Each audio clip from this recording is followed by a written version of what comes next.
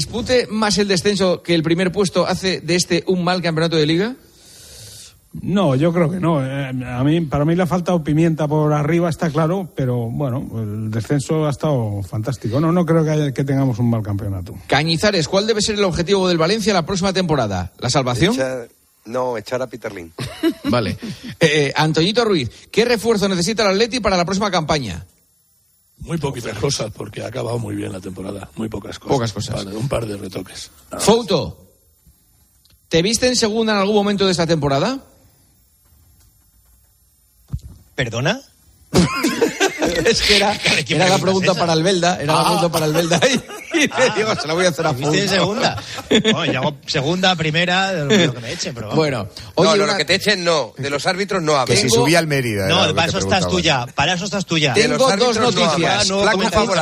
Tengo dos noticias, una buena y una mala. ¿Cuál os doy primero? La mala. La mala es que se ha acabado el tertulión de la Liga.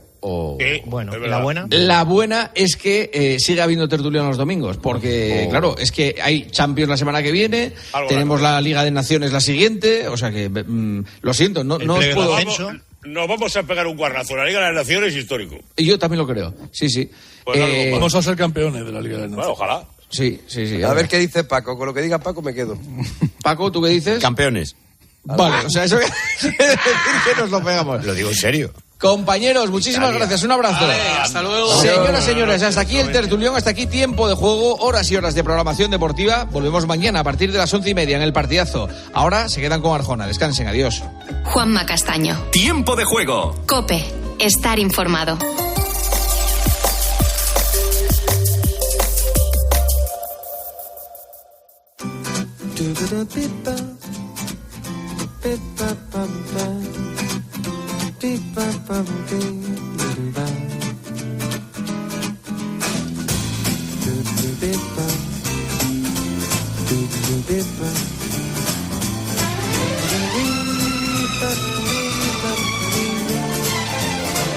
Hola, buenas noches y bienvenidos. Semana del 5 al 11 de junio. Empezamos ya a notar el olorcillo del verano. Ya sabes que durante todo el verano estaremos acompañándote en un programa que tiene como objetivo entretenerte. Es el esfuerzo que hacemos cada semana para acompañarte en estas noches con el gran equipo. Liderado por el Supermanitas, el realizador, querido Javier Campos. Los superhéroes del programa son, por ejemplo, doña Mónica García. Es la dama oscura del programa, nos anticipa la crónica negra de hoy. Sí, abrimos. Hola, Adolfo, buenas noches. El expediente de Albert Fish, apodado el vampiro de Brooklyn, un asesino de niños que dicen fue el más brutal y despiadado del siglo XX en Estados Unidos. Él afirmaba haber abusado sexualmente o haber asesinado a más de 100 niños. Se acaban de cumplir 95 años precisamente de uno de sus numerosos crímenes, el de la pequeña Grace. Con este motivo abrimos su expediente. La especialista del programa que se encarga de contarnos el contenido a partir del boletín de las 2, 1 en Canarias, por tanto, el especial de esta semana. Carmen Cerván, muy buenas noches. Hola, Adolfo, buenas noches. Esta noche, a partir de esta hora, historias de criminales detenidos años después. Varios casos sobre la mesa. Uno de ellos, seguro que lo recuerdan los oyentes, el del solitario, sobrenombre de Jaime Jiménez Arbe, que se convirtió en enemigo público número 1 en España, atracador con delitos de sangre. Nunca he tenido intención ninguna de matar a nadie. Si así hubiera sido mi interés el matar a gente, habría otros muchos policías que en este momento estarían muertos. La del solitario es solo una de las historias que vamos a conocer esta noche. Señoras y señores, un aplauso porque Carmen Cerván se casa esta semana. Mira que la pregunta que cuándo el anillo para cuándo. ¡Qué bueno! ¿Para cuándo? Bueno, el daddy de cuestión del programa es querido Pedro González, muy buenas noches. Querido Arjona, buenas noches. Seguro que recordarás tú y todos los oyentes la película sobre el extraño caso de Benjamin Button, protagonizada por Brad Pitt, en la que un niño nace con el cuerpo de anciano y con los años va rejuveneciendo hasta convertirse en un bebé. Bueno, pues hoy vamos a saber si eso puede suceder o no en la vida real. Y allá que hablamos de edad, vamos a averiguar cuánto vive un pulpo. Correcto, eso será después del boletín. De poner a la plancha. El boletín de las 3, 2 en Canarias en el porqué de las cosas. Los oyentes han dicho. Han dicho, por ejemplo, un WhatsApp de audio que nos escribe José Antonio y habla de la crónica negra. Hola Adolfo, buenas noches. Me llamo José Antonio. Te quería decir que me encanta la crónica negra, que es lo que más me gusta del programa. Pero la verdad es que tenía que confesarte una cosa, que soy de los que escuchan el programa en el podcast, porque a la hora del programa estoy durmiendo, así que bueno, espero que no te enfades mucho conmigo. Un abrazo. También cobramos por los podcasts, o sea, no hay problema. ¡Bravo! El Memorias del programa es Andrés García. Querido Andrés, muy buenas noches. ¿Qué tal, Arjona? Qué rápido pasa el tiempo y qué mala la hemeroteca algunas veces, ¿no? Bueno, vamos a proponer a los oyentes un ejercicio de memoria para poner a prueba su percepción del tiempo. ¿Habrá pasado rápido o habrá pasado lento? Nos vamos al 9 de junio del año 2022. Esto pasaba en Telebilbao. Si le quitas la publicidad, tiene cada vez menos espectadores y 1.700 millones de presupuesto, 1.200, y 9.000 personas que yo he visto que no hacen nada, que sobran, o sea, que son incapaces. ¿Por qué Cuéntame no se hace con trabajadores de televisión? ¿Por qué ninguna serie se hace con esos trabajadores que están contratados? Y como venimos los de fuera, nos dicen, todo el año publican el sueldo de los de fuera de la televisión. ¿Por qué no publican los de dentro que no hacen nada? Entonces, es insoportable estar en esa cadena. Yo espero no volver en mucho tiempo. Es la voz de Imanol Arias. Exactamente, es la crítica de este actor en contra de Televisión Española. Poco antes, Televisión Española anunció la cancelación de Cuéntame, serie que llevaba 20 años en antena y que tenía a Imanol Arias como protagonista. Finalmente el que quiera saberlo, que siga con nosotros. Te he pillado, amigo. Que también nos lo llevamos calentito con eso. Vamos. No se paga igual el oyente que viene después del partidazo con el oyente de 3 a 4 de la madrugada. Tú lo pagas igual de mal todos. Bueno, pero no es el caso de la COPE. Querida Yolanda Guirado, muy buenas noches. Tú que te mueves en el mundo glamuroso de los famosos, famosas y famoses, ¿vamos a tener alguno esta noche? Pues claro que sí, Adolfo. Vamos a tener esta noche, buenas noches, a un periodista, a un amigo, a un colaborador de esta casa que estrena programa de televisión de sucesos. Hablo de Nacho Abad y su programa Código 10. Y un coche que estaba parado y como que tiraba algo a los contenedores. Una pierna, un trozo de pierna. El crimen de Macastre pudo ser una especie de ensayo para cometer el crimen de Alcácer posteriormente. En este programa vamos a conocer los grandes crímenes que han conmocionado a este país y unos minutos antes de las 4 vamos a terminar la noche de Adolfo Arjona con la jefa de informativos de COPE Castilla y León, con Laura Ríos, que se siente muy identificada con este equipo porque ella es malagueña, justo la ciudad desde la que nosotros emitimos. Ella nos va a contar cuál es la canción de su vida y sí, tiene mucho que ver con su tierra. Bueno, pues gracias, Yolanda. Os recuerdo que el próximo fin de semana tenemos fiestuca por la cara, sí, señor, porque se casa la Carmela. En todo caso, antes de todo esto... Esta es una semana que en la historia de la crónica negra se escribió un escalofriante suceso.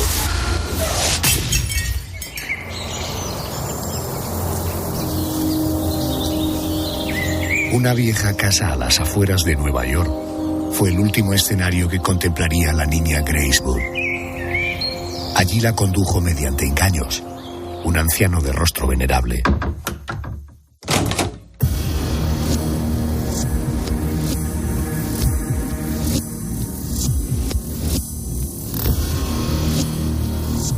Albert Fish, conocido como el vampiro de Brooklyn, la desnudó para después maniatarla.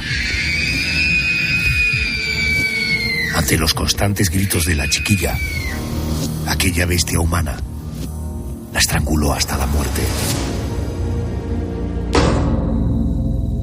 Apoyando la cabeza de Grace sobre un bote de pintura, la decapitó. Acto seguido troceó su cuerpo, quedándose con las partes que consideraba más suculentas, lanzando el resto por la ventana. Los trozos escogidos fueron envueltos en papel de periódico y trasladados a la pensión en la que Albert Fish habitaba. Con el pequeño horno de gas encendido, cocinó y devoró lo que quedaba de la niña.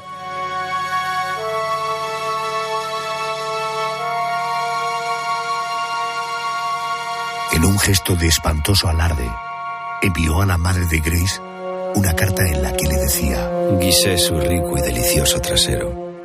Tardé 9 días en consumir todo su cuerpo, pero no se preocupe, murió siendo virgen.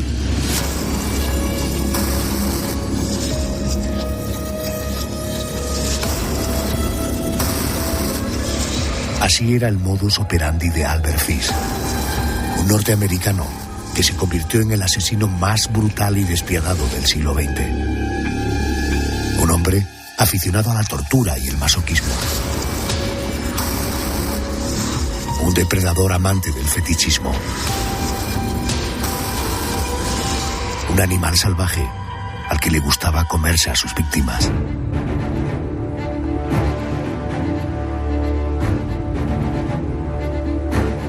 Albert Fish se enfrentó a la silla eléctrica el 16 de enero de 1936. Aseguró sentir morbo por la experiencia. Sus últimas palabras fueron: Este es el único placer que me falta. Mi propia muerte. El delicioso placer de morir.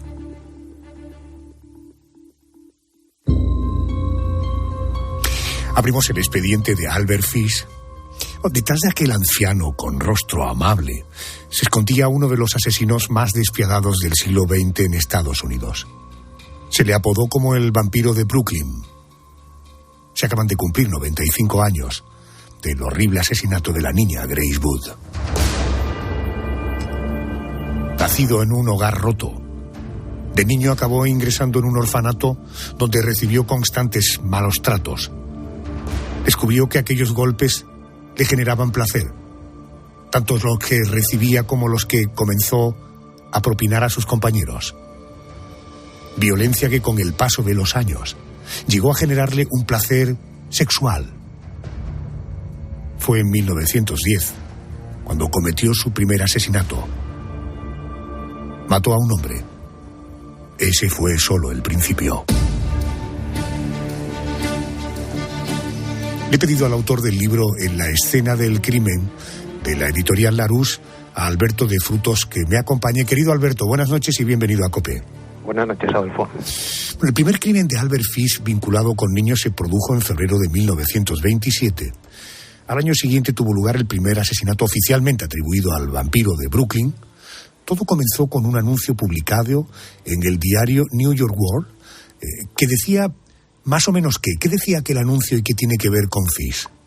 Sí, efectivamente, Adolfo. Hablamos de un anuncio que un joven llamado Edward Wood publicó en ese diario el 25 de mayo de 1928, solicitando un empleo para prosperar en la ciudad y contribuir a la manutención de su familia. Cuando Fish lo leyó, se presentó en su casa con una identidad falsa, la de un hombre llamado Frank Howard, y se ofreció a contratar al joven en su granja de Farmingale, Long Island. A la sazón, el joven Wood tenía 18 años y varios hermanos, entre ellos la pequeña de 10 años a la que hemos mencionado ya, Grace, a la que el asesino conoció en la residencia y de la que fatalmente se encaprichó. Albert Fish empezó a tomar cierta confianza con la familia Wood por su perverso interés en la pequeña de la casa, esta niña llamada Grace. Alberto, ¿qué artimaña utilizó para acercarse a la pequeña? Sí, Fish era un hombre muy agradable o muy presentable, de buenos modales, a simple vista todo un señor, y en efecto pues se ganó la confianza de la familia en una segunda visita, en la que desayunó, departió largo y tendido con ellos, les llevó fresas de su supuesta granja y les dijo que eso era solo el principio, que cuando Edward empezara a trabajar para él, les llevaría otros muchos regalos. Así, en un ambiente de cordialidad, convenció a los padres de que dejaran asistir a Grace a la fiesta de cumpleaños de una supuesta sobrina suya, que se celebraría en la casa de su hermana. El hombre les prometió que se la devolvería antes de que anocheciera, pero como en el caso de su primera víctima, del primer niño Billy Gaffney, sus padres, Delia Flanagan y Albert Wood, nunca volvieron a ver a Grace con vida. Desapareció sin dejar rastro y la policía emprendió una búsqueda contrarreloj para dar con su paradero, pero todos los esfuerzos fueron en vano. Pasaban los años y la policía no lograba dar con aquel anciano que se había llevado a la niña. El caso de la desaparición de la pequeña Wood, de Grace Wood, estaba a punto de archivarse cuando el inspector que llevaba el caso decidió jugar una última carta. Convenció a un periodista para que publicara un artículo falso en el que se decía que la policía estaba a punto de descubrir al criminal. Sabiendo que era mentira y espoleado por el amor propio, Albert Fish envió una carta a la madre de la niña. El domingo 3 de junio de 1928, en su casa, Grace se sentó en mi regazo y me besó. Me propuse comérmela. Bajo el engaño de una fiesta, la llevé a una casa abandonada. Cuando me desnudé, ella se puso a llorar y trató de escapar. La sujeté y la desnudé por completo. Al verla patalear, la asfixié hasta la muerte. Luego la corté en pequeños pedazos para poder llevar la carne a mi casa. Guisé su rico y delicioso trasero. Tardé 9 días en consumir todo su cuerpo. Pero no se preocupe, murió siendo virgen. Alberto, aquella carta, ¿cómo ayudó a la policía a llegar hasta el vampiro de Brooklyn?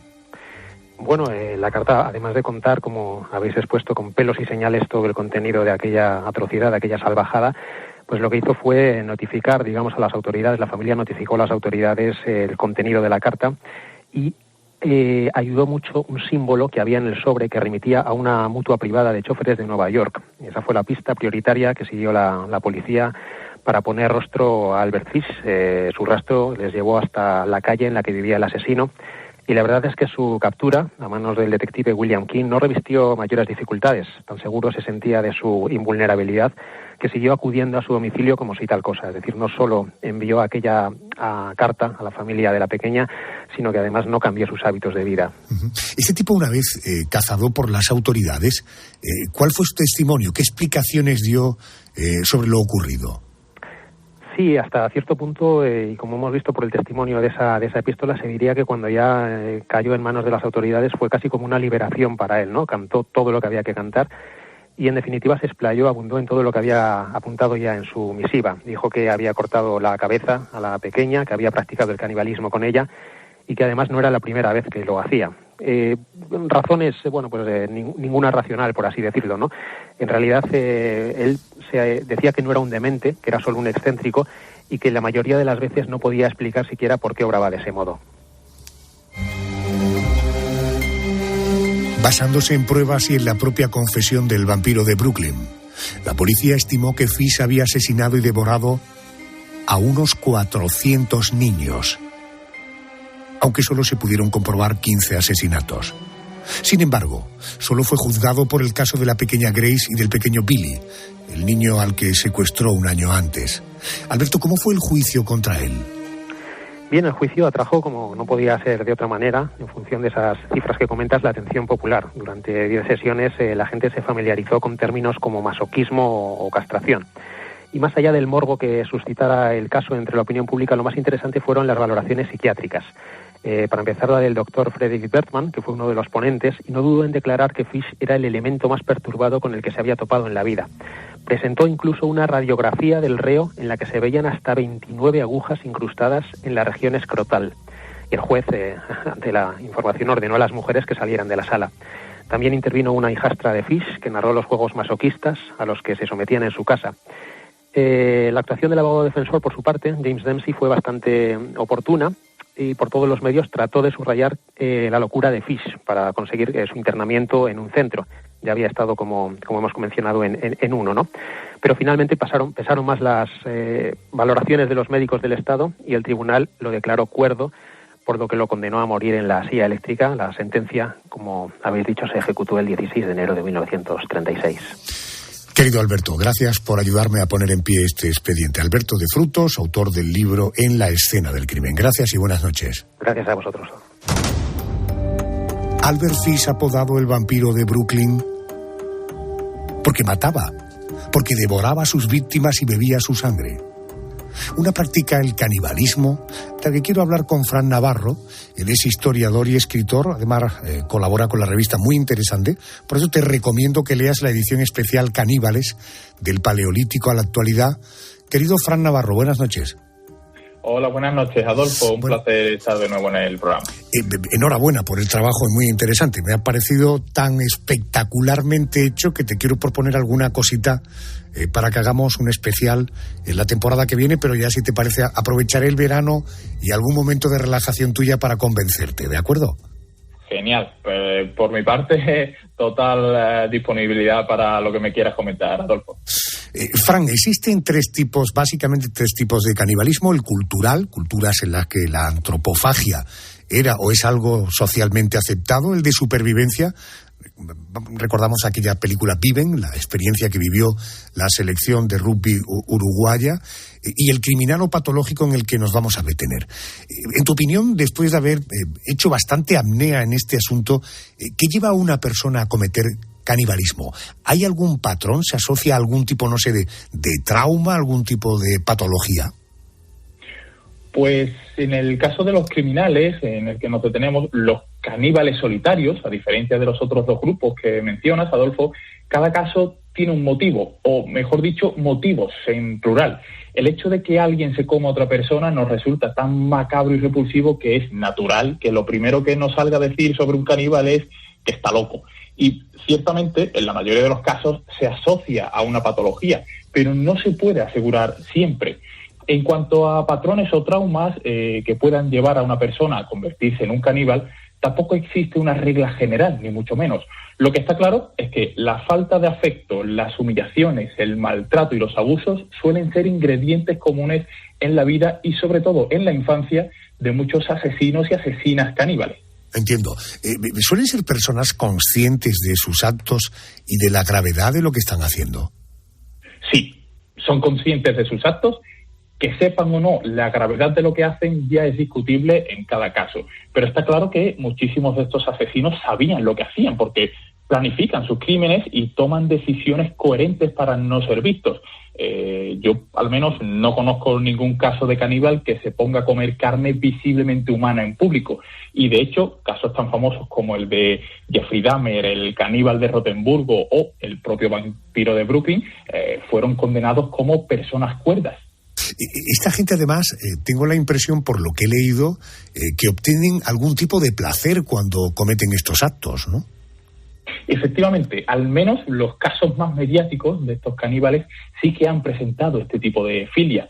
Por ejemplo, la vorarefilia es una conducta por la que alguien se excita con la idea de comer o ser comido por otra persona. Y esto va desde la mera fantasía a la realización práctica, que es lo que hicieron pues este tipo de asesinos, ¿no? Y sí, suele estar también relacionada con la necrofilia, que lleva a los caníbales a practicar sexo con el cadáver o partes del cuerpo de sus víctimas. Naturalmente no es tu disciplina como historiador, pero ¿has tenido oportunidad de leer si a estas personas se las puede someter a algún tipo de tratamiento, si hay algún tipo de terapia? Pues, Adolfo, yo como historiador casi te diría que me enfrentaría a ellos con una Biblia y un crucifijo. Al menos parte de la historiografía marca la cristianización como lo que acaba con el canibalismo en muchas culturas. Pero este es otro asunto, otro canibalismo, y además debatible. Pero, ojo, ha sido una de las terapias implementadas como caníbales como Jeffrey Dahmer, que en la cárcel empezó a leer la Biblia y a hablar con un pastor. Pero la realidad es que muchos expertos creen que la psicopatía no tiene solución.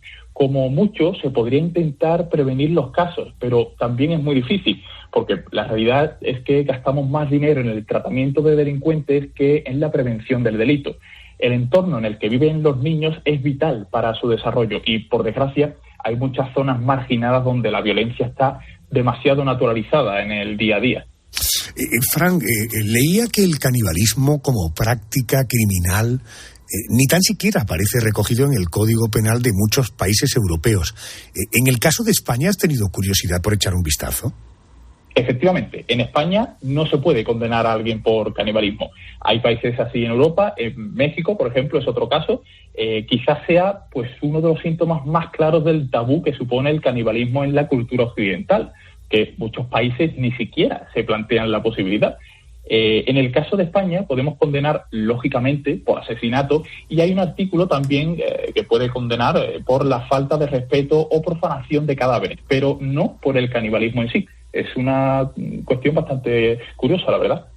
Dejamos el asunto aquí, disfrutemos de un plácido y tranquilo verano, y si te parece, en otoño nos reencontramos tú y yo con la audiencia y le vamos a dar una vuelta haciendo mucha apnea, mucha profundidad en este asunto que en esos tres niveles de los que hablábamos, ese canibalismo cultural o ese canibalismo de supervivencia o luego ya, en fin, el canibalismo asociado al mundo del crimen, tendremos oportunidad de hablar de ello. Fran, te mando un abrazo, gracias y repito, enhorabuena por el trabajo muy interesante.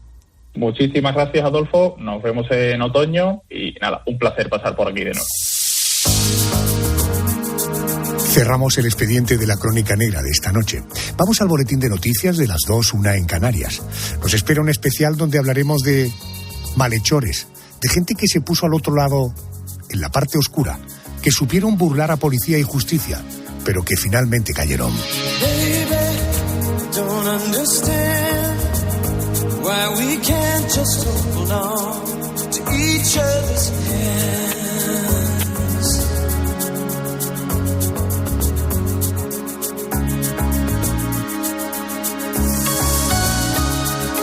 This time might be the last I fear, unless I make it all too clear. I need you so.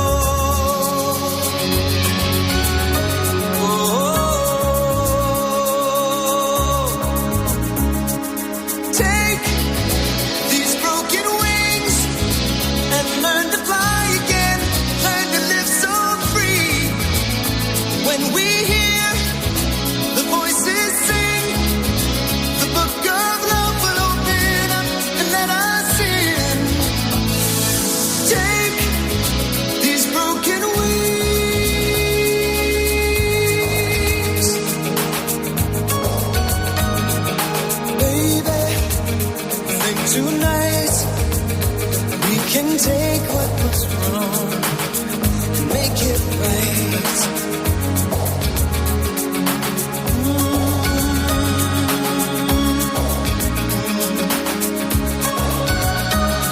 Baby, it's all I know, that you're half of the flesh and blood that makes me whole.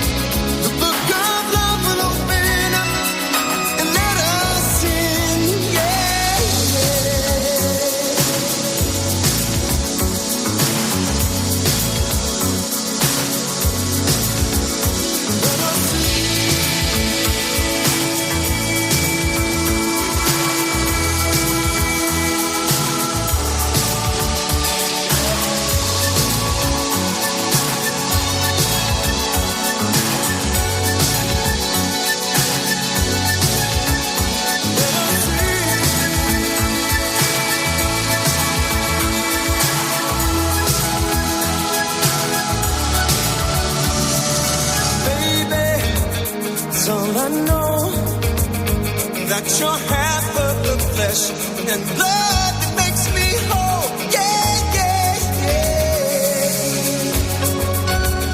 Yeah, yeah. So take these broken wings and learn to fly again. Learn to live so free. And when we hear the voices sing, the book of love will open up, let us sing.